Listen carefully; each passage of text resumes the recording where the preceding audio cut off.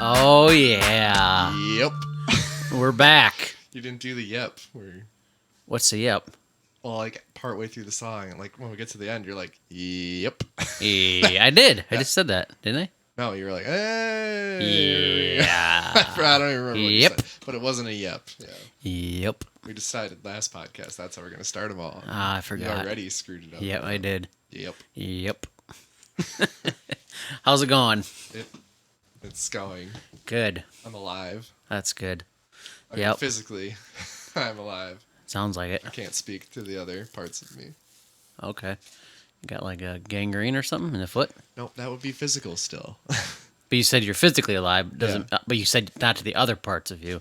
Yeah, like the spiritual and the emotional and yeah. Why aren't those alive? I don't know. I'm working on it, man. It's Thursday. Why are you working on it? Well, because I need to get better. Why do you need to get better though? God made you better. No. Like he's provided a way. Yeah. Already. Oh! Jojo, wow. your name has not been a revealed minute and yet. 20 seconds into it. That's the shortest amount of Jojo. time we've made it without giving away some real information. Yeah. You ever seen that movie? What movie? Jojo Rabbit. No. That's a good movie. I'm not old enough. I was a 90s kid, not an 80s kid. It was made like last year. Oh. It came out like last year. Oh, well. I guess I'm not young enough then. It's an interesting one. Was it like a kid's movie? Was it like Babe, but with the rabbit? No. Okay. It's about Nazi Germany and like the Nazi, Okay, the that is Nazi youth. totally different. And it's a comedy, That's- but yet what? the satirical comedies. Yeah. Okay. Like Inglourious Bastards? I have no idea what that is. Okay. I'm not old enough for that. Wow, that came out like when you were a high schooler or a college person. No, you should watch that. I really enjoyed it. Yeah. It Jojo the Rabbit. Jojo Rabbit. Jojo Rabbit. Yeah. Okay. The kid, yeah. You just have to watch it.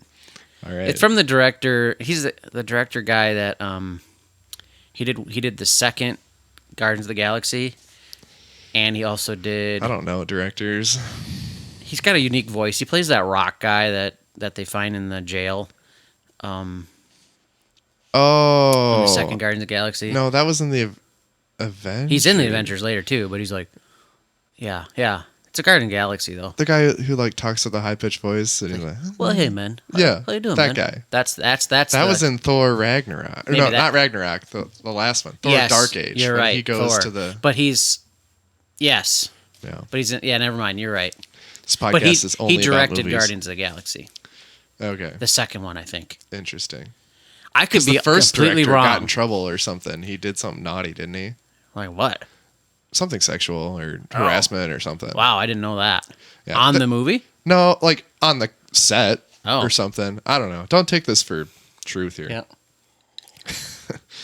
Hopefully that's not true for the rest of what we say. I mean, I'm you just came like here for truth. spitballing random things that I've seen on the internet about the Avengers movies and directors. I didn't and know that. Scandals. Well, man, very nice there, Thor. I'm trying to do that voice. I can't do it. It's I very can't do it classic. either. Yeah. Anyways, that director Slash does actor. Jojo Rabbit. Okay. Yeah, he directed it and wrote it too, partly based off of a book.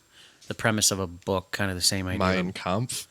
No, it's not pro Hitler. Oh, okay. No, absolutely not. Nope, absolutely not. It like makes fun of just that whole mindset, and points to like it's very interesting. All right.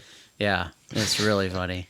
Sorry, couldn't. Help it. Well, it's funny, but it's not funny because you're like, wow, this is This reality. is World War II. Yeah. Like from Not the much from the funny German about that. side. Oh, from the German side. Yeah. Oh, have you ever seen The Pianist? No. That's I've pretty heard good. of it. Is that about? It's like I think it starts off, or they're like Polish people living in like East Germany or something. Yeah. And they have to go into hiding and stuff, and Yeah. it comes down to like, well, I won't spoil it for you, but it's really good. Yeah. The Pianist. Interesting. It's pretty good. Okay. I don't know who directed it or even who's in it. Probably famous people. We could be looking this up, but We could. That I would just- don't want to screw everything up on my computer. that's true. No We have- phones on this podcast. Why not? Nope. Technology? I don't think so. Yeah, right now we're actually not even using microphones. Exactly. We are like scratching marks into like round stone discs. I remember then we ship them to a recording company and they at play a them previous job I had. We were moving.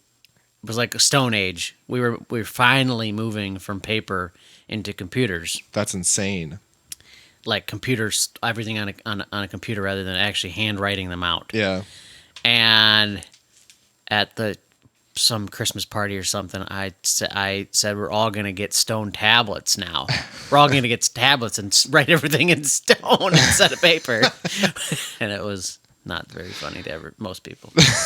Some people, yes. That's also funny. when I gave everybody, all the staff, toilet paper with a chocolate candy in the middle and said, "Thanks for putting up with my crap." Wow.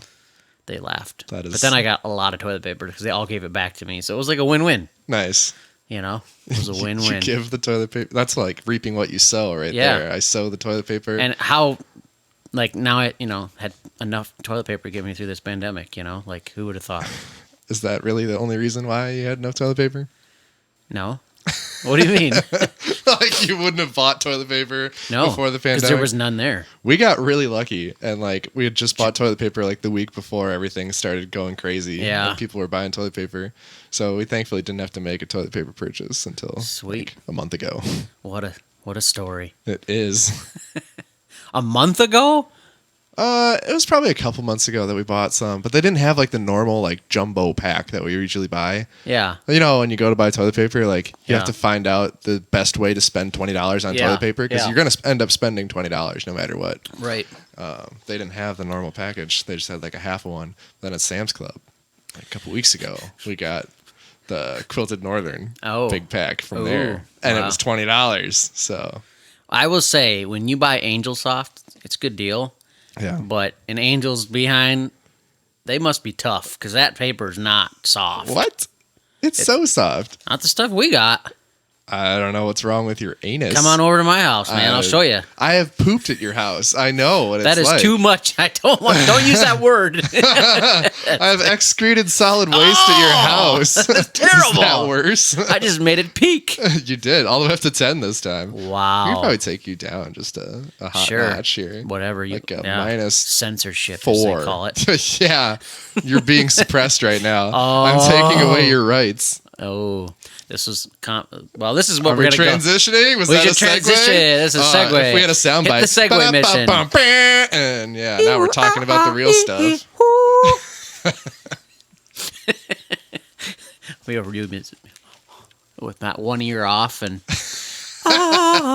You've even got like the mic screen there. Yeah, I do. Yeah, you look just like Britney Spears. What I do is I get close uncanny. enough until my beard just brushes, and that's when I know I'm too close. You ever get zapped on like the church microphones? I guess you No, don't sing I at don't sing. church that much. But No. when my beard was longer, you'd have to get like so close, like my soul patch would get in there and it would like zap you a little bit. I remember when the one guy, Jojo, he Oh wow! all he had was a soul patch. That's what he did all the time. Right. So I wonder. We should ask back then. Mr. Jojo, Juster, is that what you're talking about? Yeah, Juster. Mr. Juster. When I have to ask him, he still does, doesn't he? Not like he used to. I mean, it was like dedicated before. Yeah, it was a I've dedicated seen pictures. patch. I wasn't here. It was a patch of soul. That was what it was. That's where all the souls come out of. Yep. Like the Cabbage Patch Kids, and it's the Soul Patch Kids. I thought there was dead fish hanging from those bowls at first. No, it's clearly a boat. Dude, you need glasses. I gotta turn up the brightness or something. No, I can see it now. right. But when it was like fuzzy and it was transitioning, it did blurry, my transition. first reaction was fish hanging there. Nope, it's drapes. Really bad drapes. We Yeah. should work on that. They're definitely not mass. I don't know what. Wouldn't that be funny if that's like how somebody? I'm sure there's somebody out there that decorates their home for Halloween and they just put like bloody sheets up for drapes. That would be hilarious. I would. It'd do be a that. little bit concerning. I would do that. Have you seen the house on Madison Street that has like Madison Street? I almost gave away where we lived. Whoa. Not really. Wow. Stats are there's only 2 other towns in the world that have Madison as a That street. is So not they're going to narrow even it down. Close to true. That could be anywhere in the U.S.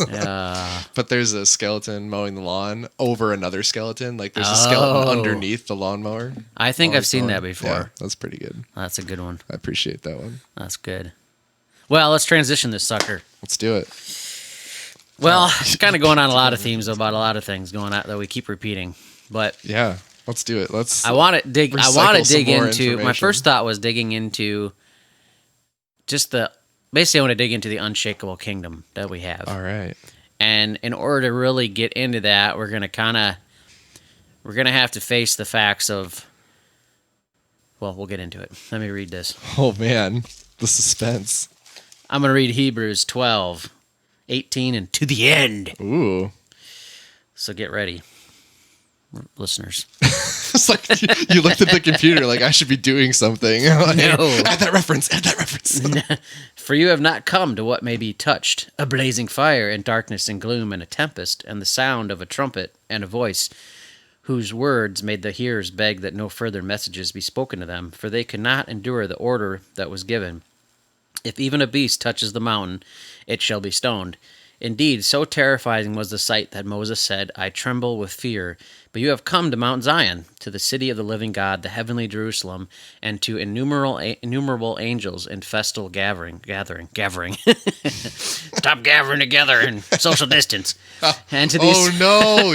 This is that scripture. What? No, I don't know. I just made that up. Continue. Okay. No. I don't know what you're talking about, but well, there's one that a certain gathering person in a pandemic uses to justify not forsaking the gathering. I don't know which one that one is. It's in Hebrews. I'm not getting to that one, but and to innumerable angels in festal gathering, and to the assembly of the firstborn who are enrolled in heaven, and to God, the judge of all, and to the spirits of the righteous made perfect, and to Jesus, the mediator of a new covenant, and to the sprinkled blood that speaks a better word than the blood of Abel. See that you do not refuse him who is speaking, for if they did not escape when they refused him who warned them on earth, much less will we escape if we reject him who warns from heaven. At that time his voice shook the earth, but now he has promised, yet once more I will shake not only the earth, but also the heavens. This phrase, yet once more, indicates the removal of things that are shaken, that is, things that have been made, remember that, in order that the things that cannot be shaken may remain. Therefore, let us be grateful for receiving a kingdom that cannot be shaken. Remember that. No. And thus let us offer to God acceptable worship with reverence and awe, for our God is a consuming fire. Thoughts? You're saying that God doesn't have a democracy. He has a monarchy. Is that what I'm hearing? Well, I don't know about that, but I mean, he said it's a kingdom, yes, not a republic. Ooh. Oofta Marie. Yeah. Oofta. Betty. Crazy Betty. I was reading it from the aspect of that unshakable thing that he has given us. And because my first thought was tying back to just the solidness of the gospel of Jesus, and I want to get into that as a first foundation moving forward, which maybe that's what we'll do.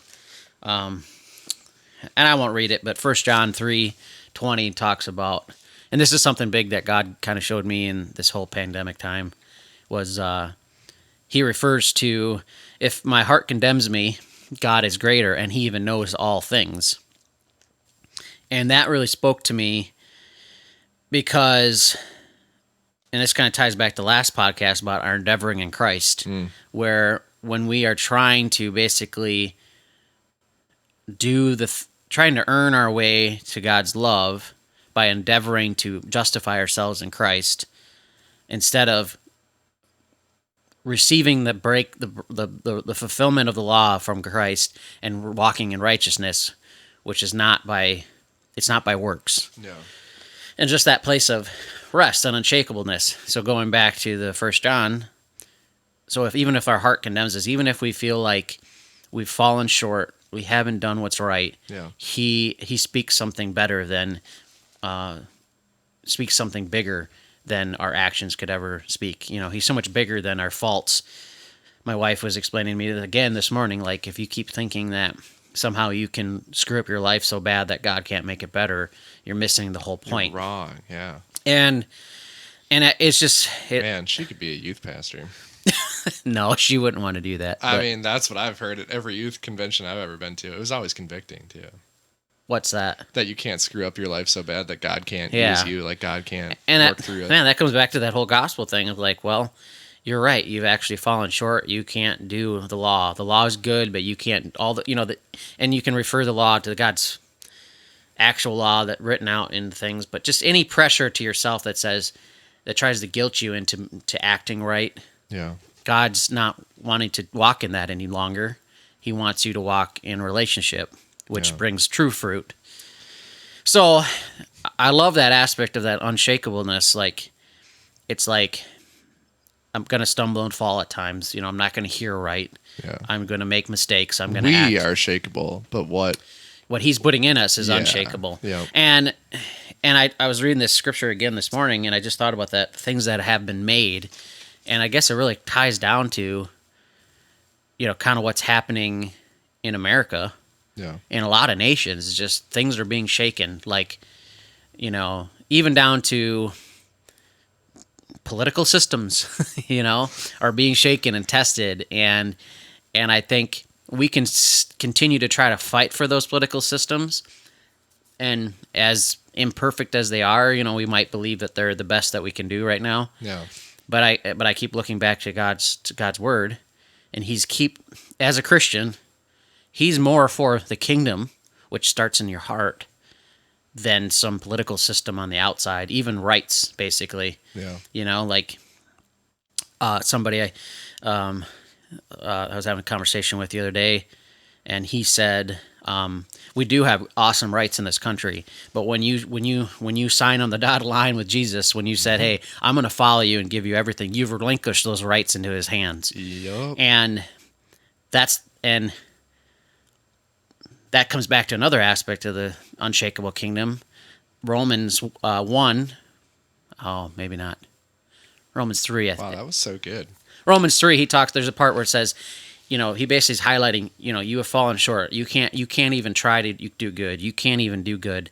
You could never line up to God's standards. And then it says, and God did this so that He would be just and the justifier of you. And we said this earlier. That's actually God's love, because that you could never bear the burden of trying to justify yourself. You were never meant to. Mm-hmm. You will fall every time, And so He removes that from you by showing that you are nothing apart from Him, Yeah. And so it's kind of that interesting thing. You have rights in this country, but if you're a Christian, those have to be relinquished to Him. And I guarantee you there's times that He's going to cause you to physically manifest that stuff where you're going to have to lay down your rights to love somebody you don't want to. Oh my gosh. You know what I mean? I mean, yeah, you have the right to say whatever you want, but like, since you're a Christian and you desire this relationship with God, you need to abide by what He has said.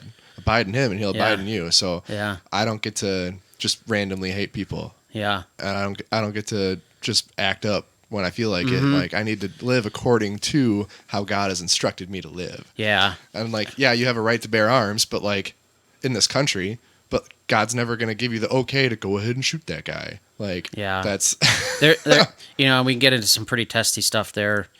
I mean, I think at the heart of it all, I mean, even if you're about shooting, I don't care who you are, like, nobody wants to shoot anybody. Yeah. They might feel it in the moment, but that impacts them forever. Yeah. You know what I mean? You've taken a life. You've taken a person made in the image of God, and that has a deep, and unfortunately there's situations, self-defense. It's not like a clean and cut thing. Yeah, it's not black and white. But the main part is like, what you're kind of getting at is you've got to hear what God is doing. Exactly. Especially in the moment. Yeah. Like, there's an overarching rule of like, do not murder. Yeah. But then there's also the times where God told people in the Bible, like, kill this guy. Right. Kill these people. And there's a big thing to remember. Like, Old Testament had spiritual implications manifested in physical realm. Yeah. Because they were seeing the second heaven in the first heaven. In a certain extent, like, he was, and that's some deep stuff too, but there's this it's interesting. You have the Old Testament that has these kind of things, these physically killing people. Then Jesus comes on the scene, and they say, "Yeah, let's kill. Let's put fire down on this city that didn't want you to. Old Testament, that would have been like, bada boom. That's what we do. But the boom. But Jesus comes and goes, no, you just forget the spirit that you're of. Shake the dust off your sandals and keep walking. Like yeah, and yeah, I don't know. I had another thought, but it kind of fleeted me for a minute there. But it's just an interesting realm of like. When you move from trying to hold on to what is made and you know what I mean? Like, well, we've got to maintain America, essentially, and the ideals that we hold over the kingdom, which is unshakable, Mm-hmm. And obviously there's a lot of great things they have in this country, and I don't disagree that they're, grass-fed beef. It could be. I don't really know if I like grass-fed beef as much. Beef, even though they do say it's healthier. I don't know, but I don't know. I shoot my meat, so that's true. I mean, yours is corn. You're corn-fed all the way, man. Corn, cranberry, whatever. Yeah. Oh man, a that might be good. Like a whole. Did you see the Charlie Barron's cranberry farmer? Yes, I went to high school with that girl. Did you really? Yes, she was like one of my friends. You're joking. There's a picture of me and her at prom. You were with her? I didn't take her to prom, but like, there's a picture of us at prom, like together. That is hilarious. Yeah. Did you call her? I did not. I have not meet talked Charlie? to her in years. Oh yeah, that would be creepy. Let's do it. Let's call her right now. I think she works at like Ocean Spray now. That makes sense. Or like they're probably contracted with them. Yeah, something to like make their berries go to Ocean Spray, which is, I don't know. It is what it is. My family doesn't listen to this podcast, so I guess I can talk about it. But like, there's definitely like a, I don't know if it's a disagreement or like somewhat hostility between the family-owned cranberry growers that like sell their cranberries and like Ocean Spray. It's like interesting. Big corporation versus family-owned business kind of thing. But yeah, I don't know. We don't have to get into that. Yeah, we don't. So this is not even a thing. Why are we talking about this? This is the main key that I really want to get at. Okay, if we're going after an unshakable kingdom, and the things that are even made, I mean, the things that we see around us, our flesh and blood, the house we live in, the city we live in, the infrastructure that we rely on, all that stuff. If it's being shakeable, socialized infrastructure. Yeah, I guess so. What? Sorry, keep going. Whatever. It doesn't matter. The fact is, as Christians, I feel like there's just a higher precedence of like we live with eternity in mind. We live with a kingdom that is not based on if we get the privilege to walk out our dreams or not. Yeah. Did that buzz? No, not good. Really. I mean, you can hear it now too, so you tell me. I didn't hear it. Oh, so. Exactly. But that was a chord that was bad, and you stopped using it, so we're good. I mean, it still kind of made like a little like boom boom, but it wasn't like of this. Yeah, like a little boom boom boom boom. Yeah, boom boom. Don't do that. But yeah, I guess it's kind of an interesting thing because we obviously don't want to. Where do we as Christians, and this is another conversation I was having this morning, I feel like what I've heard from a lot of people, a lot of older Christians, is 50s, 60s, 70s, Christians withdrew themselves from the public sphere a lot because we're like, end times are coming. Yeah. We're just all going to go to heaven. Let's, let the people burn. We didn't impact. We didn't send our kids to college. We didn't.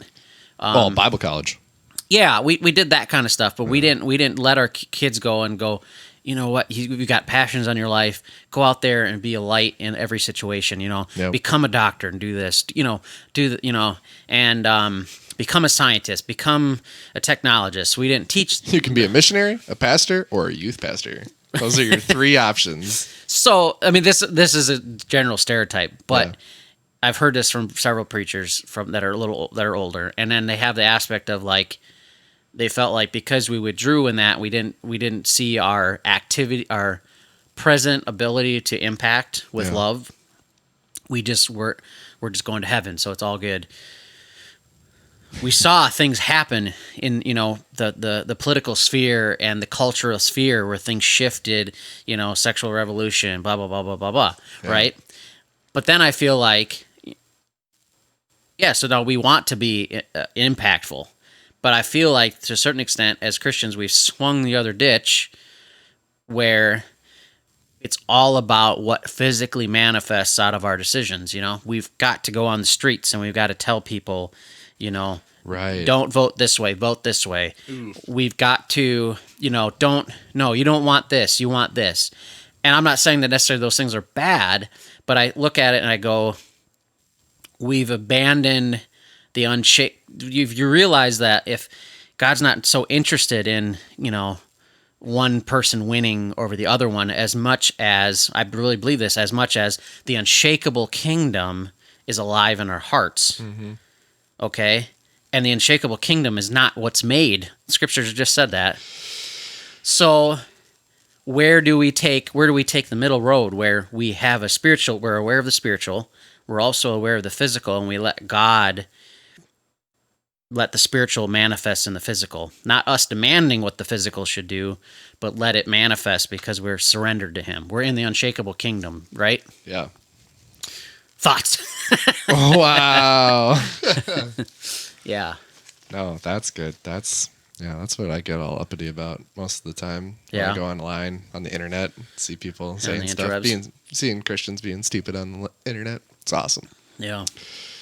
You can't do this if you're a Christian. You can't vote like this if you're a Christian. You can't pursue A, B, and C careers because you're a Christian. And it's like, whatever happened to a relationship with Jesus and being influencers instead of being influenced and doing what Jesus did. He lived in the world and he abided by the laws. He did whatever he had to, apart from anything that would make him sin. Yeah. Anything that went against the will of his Father, he would not do. Yeah. But anything else was fair game. Yeah. He only did what he saw the Father doing. And I think we should take a bigger stance like that. Yes. Personally. Yeah. I mean, Jesus taught to the people that were there to listen to him. Mm-hmm. He went to the temple, I don't know how many times, 3 or 4. It wasn't a daily thing that he was in the temple trying to correct the Pharisees and stuff and all the teachers and you're all wrong, blah, blah, blah. He was out there teaching to the people that were willing to come to him. Yep. And I think if we come to Jesus with that approach, you'll be a lot more better. Yeah. Better off. Definitely. Yeah. Yep. I had a discussion with my wife this morning, and I go, I thought, God doesn't even really talk about us being politically active. And then I remembered he has. It says that in there.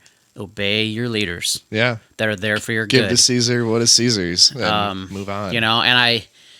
And that's hard to really hit because you're right. There are a lot of things that aren't good. There are things that happen that are, you're sitting there going, what's going on? But you look at just the overall arching, you just read what Paul is saying. Look at Jesus' activities, and you look and you just go, he keeps harping on you're not judging others, live peacefully don't be meddlers in other people's business. Don't, exhort others to go after Jesus. Obey your leaders, both spiritually and the government. They're there for your good, for the government. They're accountable for your souls in relation to your spiritual leaders. When they say something you don't understand it, just submit and just go. God will bring a correction out of it. If they're wrong, it's okay. We'll figure it out. Yeah. If they're right, unless it causes me to sin, I'm gonna drive the speed limit. I'm going to abide by the rules of the places that. Well, 5 over, I know that's. I'm going to drive so as to not get a ticket, This is, and that I had somebody else that brought this up a long time ago. That would cause me to involve the law enforcement. And this is where the law versus relationship thing comes because, because you can get pretty big stickler on that stuff and be, I've had somebody say, well, shouldn't you be just driving the speed limit? And you're like, you're right. Don't know if I will. To an extent. You get on the belt line in Madison and you're doing... You have to, otherwise you're driving you get crushed. 55, you are unsafe. Yes. And that's the other thing too. Yeah, and Madison, Kentucky. Well, they know we live in the Southwest, so Southwest. Yep, got that Southwest Chipotle River running right through. Yes. But, so I look at that and I go, okay, I'm not saying that we don't go and speak out about things, but I look at it and go, the basis of what God said about being political in the political realm is very different. It has a basis that's very different than it's not even in the political realm. No. Politics serves like the common good of everybody, like the well-being and like this protection of everybody. Sure. Right. God's not as concerned. He's not concerned about our well-being, our physical well-being, our level of comfort, fleshly comfort. Yeah, our fleshly comfort. He's obviously going to provide our needs. Yes, and we've talked about this before. I mean, he is actually interested in blessing us with our desires, but it's in his timing and all that, and our flesh has to kind of die in the meantime. Like we have to kind of have patience and stuff. And if you have flesh that is causing you to sin, just cut it right off, burn it off. Whatever. But, so it's just interesting because I'm like, okay, how do we, if you bring it back to, our weapons are not against flesh and blood. Yeah. But we take what we've been given is things to break down arguments and stuff. The problem is if we're the one entering in with an argument, have we just forsaken? Have we picked up the weapons of the world? Have we forgotten the weapons of of heaven? Yeah. By doing that, that's a very good thought, I think, because that is a good because thought. You good can job, go, Java. Jojo. But yeah, because I sit there, I think, okay, yeah, we should be impacting in the political realm, but I have a hard time believing that means we need to go out and scream from the tops of the houses and streets and roof lines, and that's what Daniel did, though. He was I don't know that, but I don't know that either. It just said he like prayed out of his balcony and like praised the Lord openly in Babylon. Sure, yeah, and you can do that in America. Yeah, that's true. I would also say that I'm not bold. What does praise of the Lord look like? Oh, these stupid sinners down there on the streets, they just don't know anything, like, I don't know.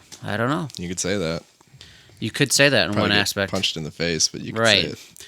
And yeah, and I don't know, it just caused me to go, what is the fruit? I actually read this morning, like, one of the other scriptures, it was in Matthew 7, it talked about, there are false prophets that will come about you, and they'll be like wolves, and they, but test them by their fruit. Yeah. Test them by their fruit. It was interesting because just about 10 verses before that, Jesus says, don't judge each other. So it's like, okay, but in order to see that person, you have to make a judgment. You see the fruit from their prophecy or whatever they're doing. Yeah. And it's interesting, but, it comes back to is what is our fruit? Is our fruit unto righteousness, unto joy and peace, the kingdom? Or is it unto destruction, being right, or unto we've got to make our voice known, or otherwise, who's going to stand up for us? And it's like, well, God said He would do that. Like, submit unto Him, and He will raise you, exalt you. Like, we can be very caught up in the world, and like how we're perceived and what, how we think we're perceived. Yeah. Like, oh, they're wrong. It's like, I'm right. You'll see one day you'll be burning in a lake of fire. And it's like, and that's some good fruit you're growing exactly. right there. That is. It sounds like to me you're not very secure in yourself, you know? And I'm unshakable. I'm just guilty of that. Yeah. So I don't blame the person, but but I don't want to be that anymore. Blameless in that. Yeah. Yeah. It's probably a lie. That's true. Jesus, cover it. I won't judge you though. So it's just an interesting thing. It's like, if we want an unshakable kingdom, do we have to scream from this rooftops to tell people that we're right or something? Like, I don't. Where does God become God and we start being children where we trust Him? What do you think? I don't know.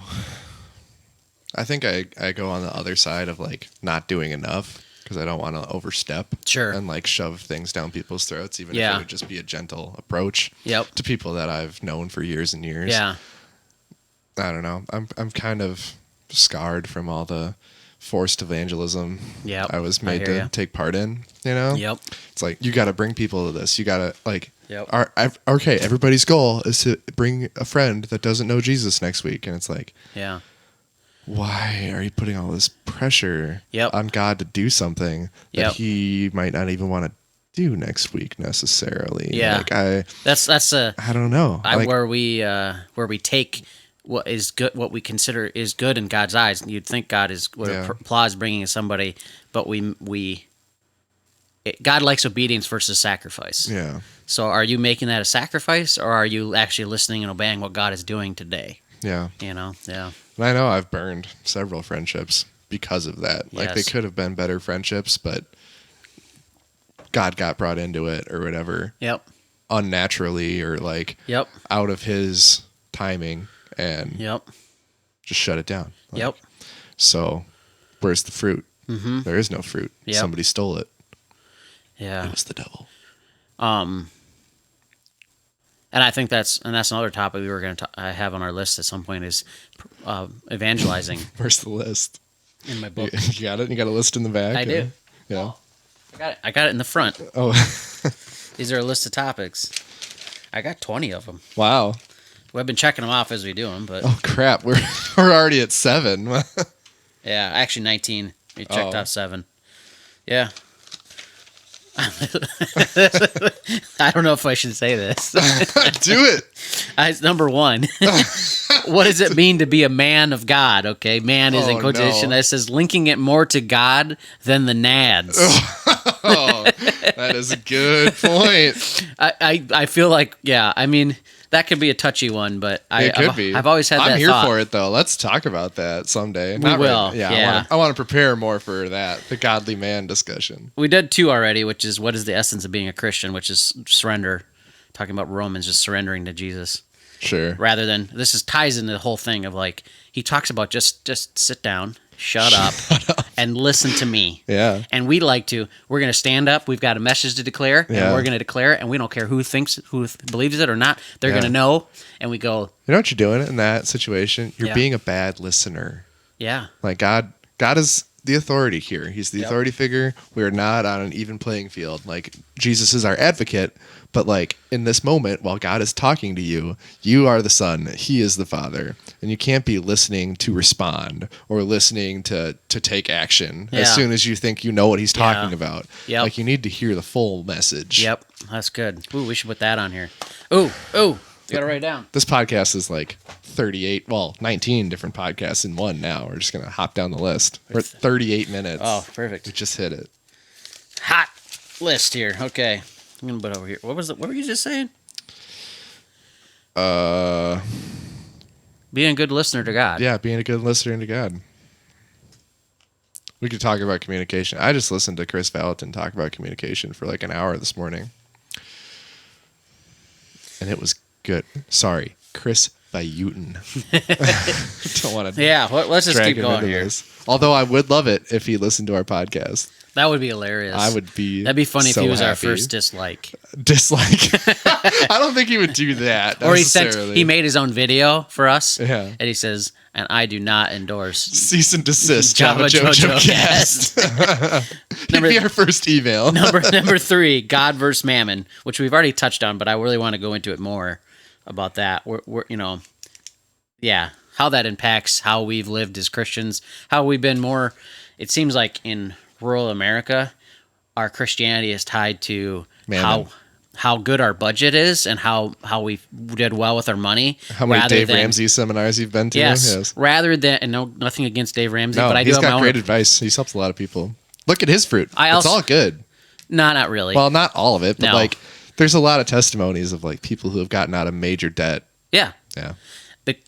Well, we can get into that because he has not helped me. He's been a very big detriment. What he's taught. I mean, yeah, like been most really of his hard stuff for me. does not work for me. Yeah, like, I'm not saying that's his intention.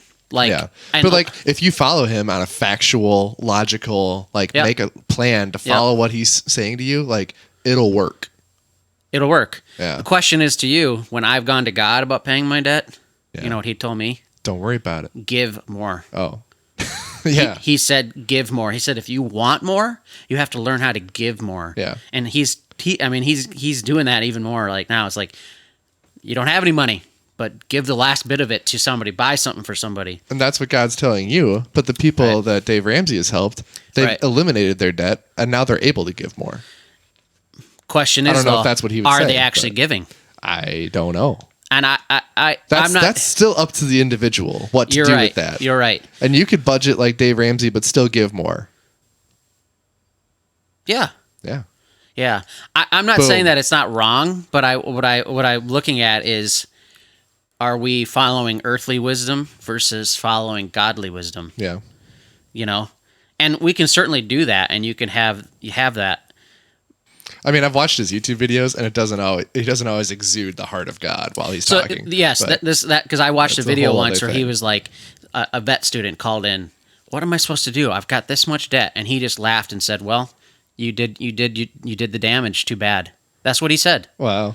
And I was like, "That's not the heart of God. No, it's not. There is no redemption in that moment for that person." Yeah. And he just kind of, too bad. You should have chose a different career. And that's where I go. He's got a lot of earthly wisdom. Yeah. But I don't know if he's got heavenly wisdom. Yeah. God still cares about that person. Oh, absolutely. God's not saying like, oh, I guess you're going to die alone in a box somewhere in an alley. Yeah. I'm pointing that, I'm saying that from my personal experience and like what God has showed me in the scriptures. Like there's a lot of good wisdom, and Proverbs is full of stuff like he follows. But then there's a lot of other scriptures that are like, give everything away, you know, sell everything. Everything. I'm going to, Matthew 7 or 6. No, Matthew 6. Seek first the kingdom of God, and all these things will be added to you. Yeah. If you're seeking first the kingdom, like you're generously giving. Yeah. You're giving it all away, So anyways, we're really getting into that one. We're talking about all this. We have been distracted here.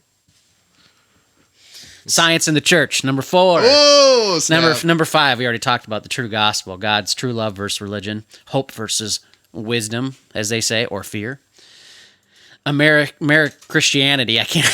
I was trying to put Christianity and America together, which we've talked about a lot, and how we can get basically which kingdom are we working. This is something we'll expand on it more because we're talking about. I think that's in more relation to. It was not what I was supposed to talk about in this thing, but we did it anyway. So maybe we covered it already. But American Christianity, where they're together. We've kind of talked about it a little bit. I was thinking about it. How to walk as a son or daughter of God, no matter the season of life. Ooh. And I think that can be into a lot of areas. It's very influential in this season today. Next Sunday, ask your neighbor at church what season they're in. Yes. This is one we've kind of touched on, but evangelizing, walk of life or a job. What is more compelling? Our distance from God or God's near to us? We talked about that hardcore. Yeah, but we can touch on it again. I feel like we only touched on it though on the podcast. We're just like, blip, it's this. And that's why I wrote it down, because I was like, oh, that's a really good thought. College and Christianity. Mm-hmm. We can do that from a lot of aspects. So like, should you really go to college? And when you are in college, what's a healthy way of being a Christian based on our experience? Ooh, mainly your experience. I have thoughts. You didn't do anything in college? You didn't join a cult or anything? I tried to go, but because I was married, I just didn't fit in. You weren't married though. Well, no, I wasn't married, but I went to college a year and a half late. Right. And so I was like, you took a break? Oh yeah, because you were. I went to Bible college. Yeah, you were going to do seminary. I took online college or whatever, Bible college stuff, but then decided that was not for me. Anyways, I just didn't fit in. I tried it, and there's just like this is weird. It didn't work. Didn't work for me either. It doesn't matter. I quit before I even started Bible college. I'm talking about the going to college ministry. Oh yeah. It didn't work for me. It just seemed weird. I don't know. Wish I would have had that wisdom. 12. Poverty versus prosperity. What do you do? I just can't see him. Oh, he's escaped. He's pooping. No, he's like in the side, right? I said that word. I shouldn't have said that. I already said it. I know. This I don't like it. Podcast is contaminated. I hate that word. What are the... I said poverty... We talk about it a lot, though. I know. It's terrible. Poverty versus prosperity. What are they really? Physical versus the heart. and kind of get it. And this kind of ties back to your season of life. It's like, I believe we can be prosperous in every season of life, even if it doesn't look like we've got money in our bank account. The season of life thing kind of seems like a cop out sometimes. I'm in a season of waiting. I'm just waiting. Like, okay, but like, what else are you doing? Like, are you still growing? Are you still like working, this striving towards nearness with God? Yeah, listening though. Well, I know what I want, and I can't have it now, so I'm in a season of waiting. Walking in love and your spiritual authority. This is one we talked about before. Religion versus faith, or endeavor versus trust. We talked about that. Number 15. Crossing things off the list. Yeah. Here. Maybe God has asked you to build a boat. Oh my gosh. It rained so much the other day. I texted our pastor. I was like, if you're building a boat, I want on. Like me, some people and really? creatures want on. Yes. Oh, that's funny. I did. Because he said he's got tons of spots. So I was really happy about that. I had this thought came to me when we were I was actually, my wife and I, we went out to dinner with pastor and his wife. This was probably 4 years ago. And we were talking about... Was that the last time you went out to dinner with them? Yes, pretty much.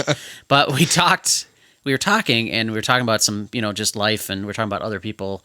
Ooh, gossip. No, just like, oh, so-and-so really wants to do this, but life hasn't led that way right now.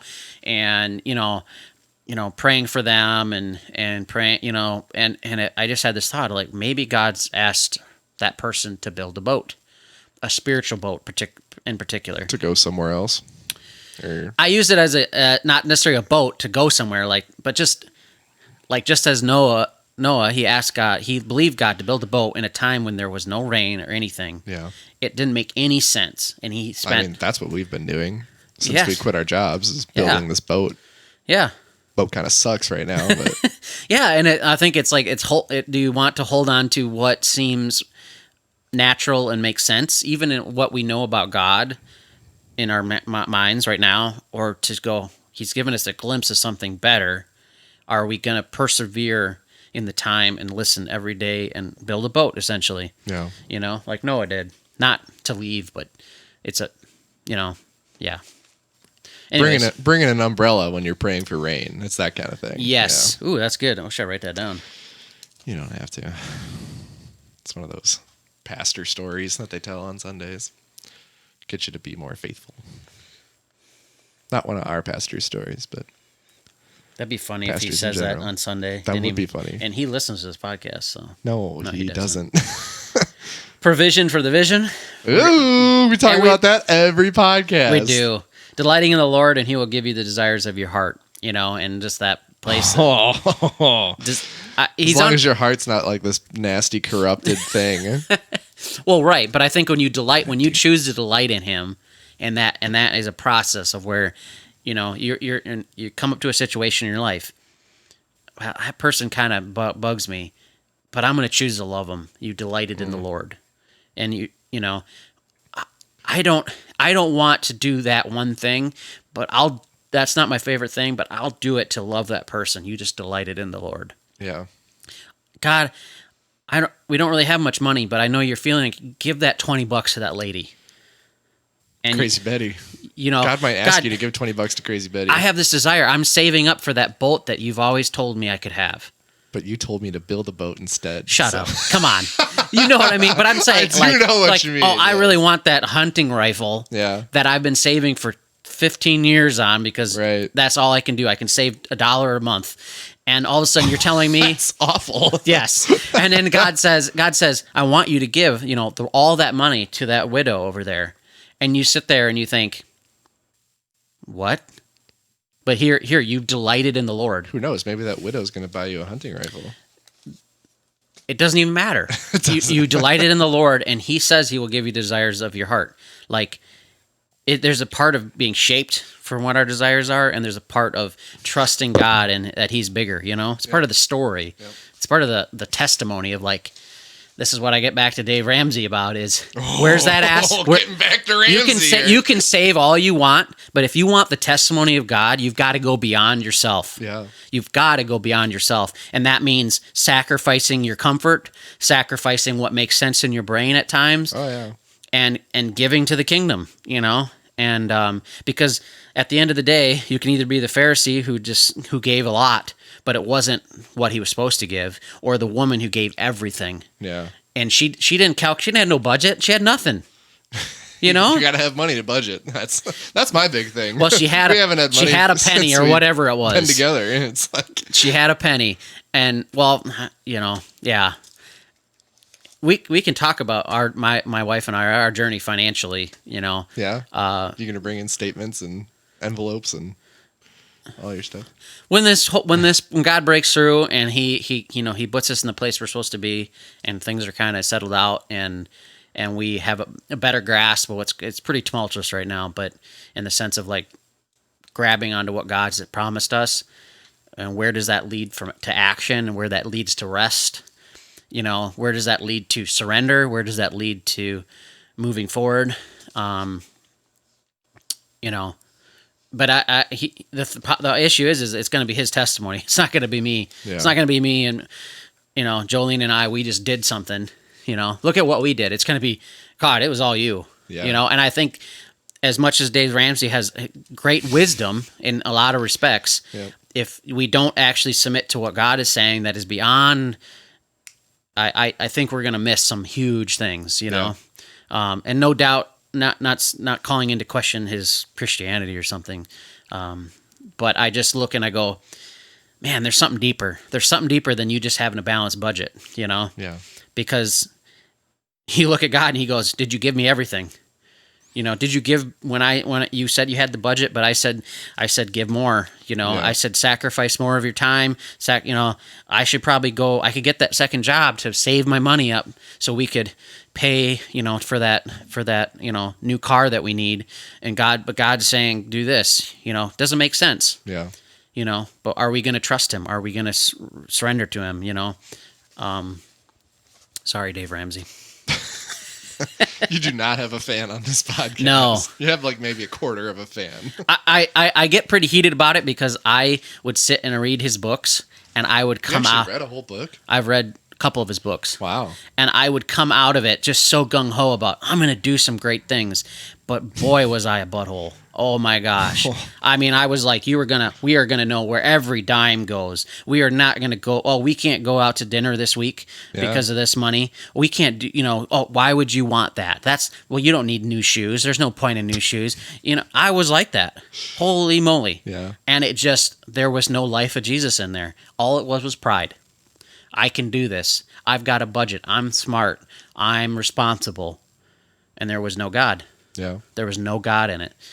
And I just think of all the times where he finally, about 2 years ago, said, if you really want more money, you need to start giving everything. And we didn't have a budget for giving. We were tight.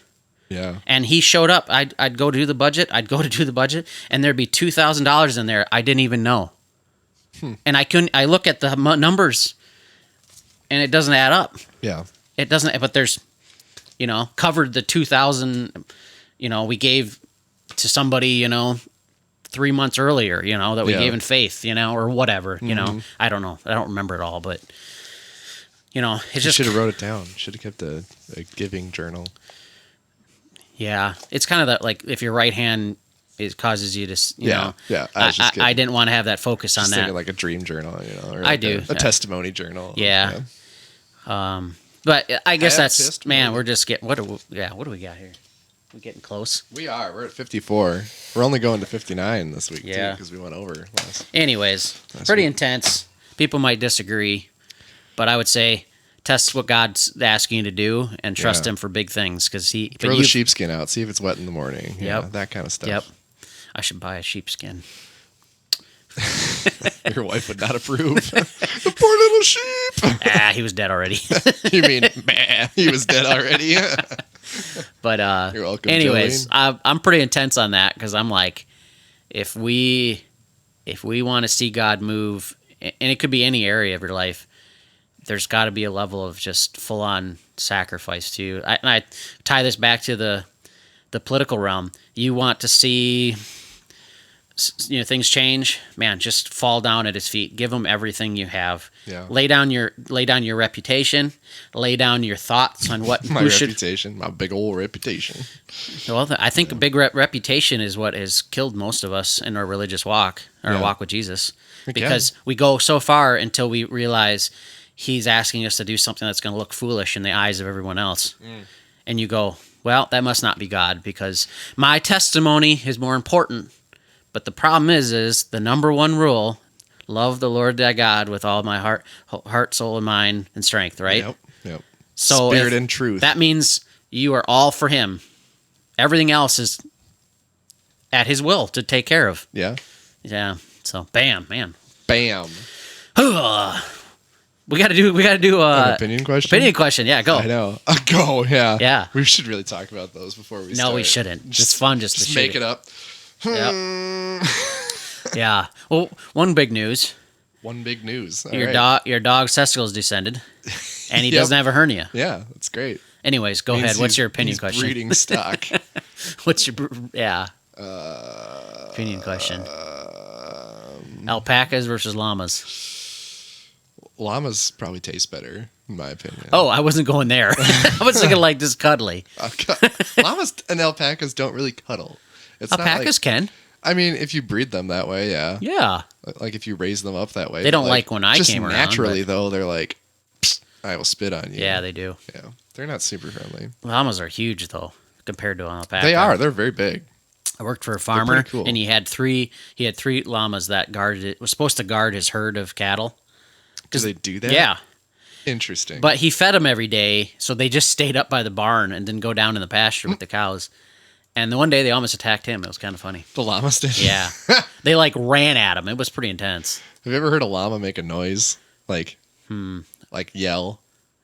No.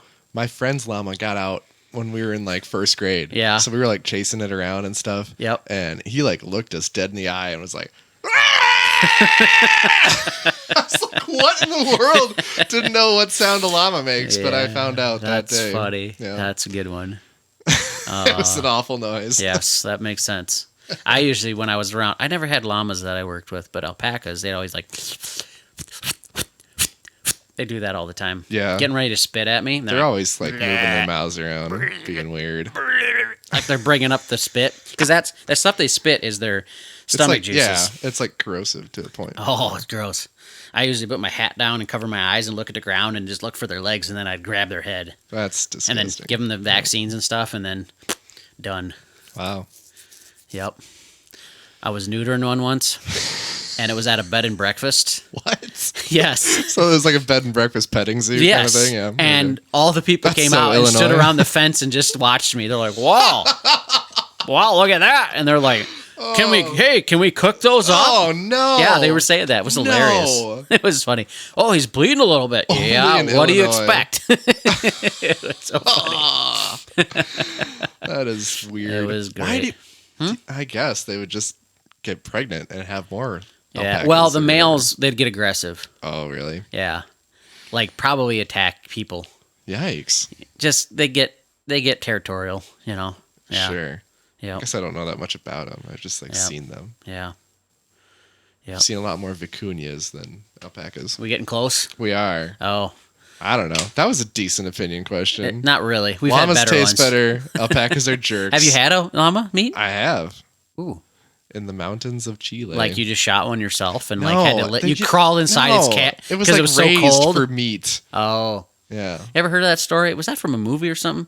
The guy was hiking across some thing and it got so cold and he wasn't getting to the place you're supposed to be in time. So he shot an elk and he cut it open and climbed. Yeah, and climbed inside. And like then, Luke Skywalker.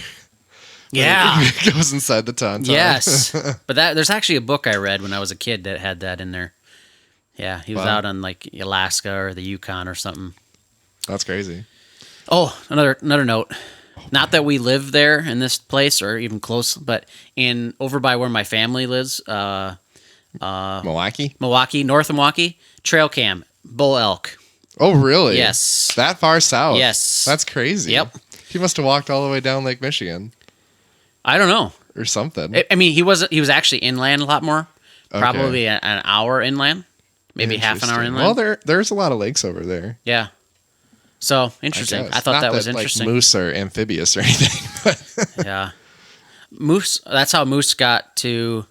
Oh, they climbed over the ice. Actually, sorry, to Isle Royale. I forgot that they didn't swim. Oh, okay. They walked the ice. That's why there's a bunch of moose on Isle Royale, even though it's an island. Sounds like you're saying Iowa Royale. Isle Royale. Isle Royale. Yeah. There's nothing royal about Iowa. If you live there, stop listening to our podcast. Northeastern Iowa is pretty though. It confuses you. Like I went to that one spot with you and. What one spot? Like you go across the bridge up north a little ways. Yeah. I think it's like Yellow something. It's not Yellowstone. It's some other thing. Yeah. But you just hike around. Oh, fun. Long time ago. I don't remember it now. Yeah. But it's pretty. Yeah. Anyways, we got to end this There's sucker. parts of it. Yeah. It's over. We're done. Bye. Bye.